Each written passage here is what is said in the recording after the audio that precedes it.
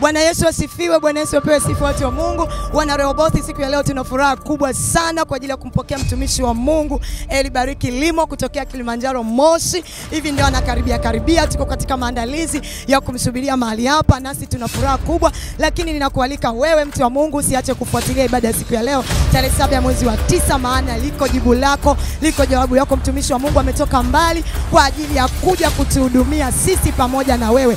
Mungu akubariki sana, ubarikiwe.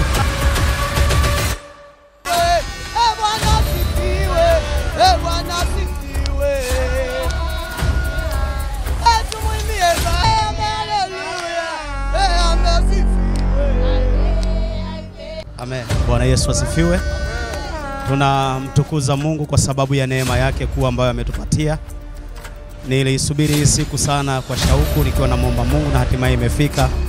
Ni siku ya pekee sana kwa sababu sisi tunanyenyekea na kupungua ili Yesu akazidi na kuinuliwa na akajidhihirisha kupenda yale ambayo amekusudia.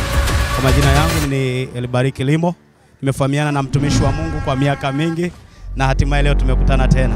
Na tuko tu katika maeneo haya na viwanja hivi kwa ajili ya kumtukuza Mungu, kwa ajili ya kulitukuza jina lake na kupitisha ile kusudi la Mungu ambalo anataka lipitie katika nyakati na majira haya. Amen. Ninachoamini ni kwamba Mungu ametuandalia karamu kwa ajili ya kile ambacho umekuwa ukihitaji. Popote ulipo na ulipo njiani kuja katika ibada hii, njoo ukiwa umejiandaa. Unakuja katika karamu ya Mungu. Ameandaa vinono, ameandaa baraka, ameandaa muujiza kwa ajili yako. Na sisi kwa pamoja tuko tayari kuungana kushiriki hiyo karamu ambayo Mungu ametuandalia. Amen.